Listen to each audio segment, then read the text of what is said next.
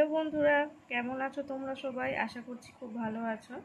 আজকে আমরা দ্বিতীয় শ্রেণীর আমার বইয়ের তৃতীয় পর্বের পড়া শুরু করব। তো চলো শুরু করা যাক। দেখো, তোমরা সবাই দেখতে পাচ্ছ 181 পাতায় তোমাদের যে পড়াটি রয়েছে, আজ আমরা এটাই পড়ব। চলো শুরু করা যাক। প্রথমেই দেখতে পাচ্ছ 4টি ছবি রয়েছে। প্রথমে বল, দ্বিতীয় পেন্সিল, 3 নম্বরে আইসক্রিম এবং 4 নম্বরে ব্যাগ। তো এগুলো আমরা পড়ি। এখানে ছোট ছোট করে ইংরাজিতে সেন্টেন্স লেখা আছে। এর সাহায্যে আমরা ইংরাজি এবার ছোট ছোট সেন্টেন্স পড়া শিখে যাব।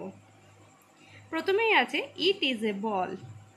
ইট ইট শব্দের অর্থ এই বা ইহা। ইট ইজ এ বল, ইহা হয় একটি বল।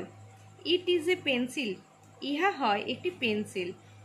ইট ইজ অ্যান আইসক্রিম, ইহা হয় একটি ice cream. It is a bag, ইহা হয় একটি ব্যাগ। তারপরে তোমরা দেখো এখানে লেখা আছে, আমরা প্রত্যেকটা সেন্টেন্সই ইট দিয়ে শুরু করেছি। এই ইট ইট কখন হয়, কখন বসে, এটা আমরা জানব। ইট is used in the beginning of a sentence in case of non-living things for living things except human beings. এই ইট যে কোনো এবং জড় বস্তু বোঝালে তার সেই রকম বাক্যের শুরুতে আমরা ইট বসাবো। ঠিক আছে। দ্বিতীয়ত দেখো লেখা রয়েছে, তোমাদের এটা নিজেদের সেন্টেন্স তৈরি করতে বলা হয়েছে। প্রথমে একটি ঘড়ির ছবি দেওয়া আছে এবং বলা আছে ইট ইজ এ ক্লক। দ্বিতীয় কিসের ছবি? ক্যান্ডেল। চলো আমরা এবার লিখে নিই,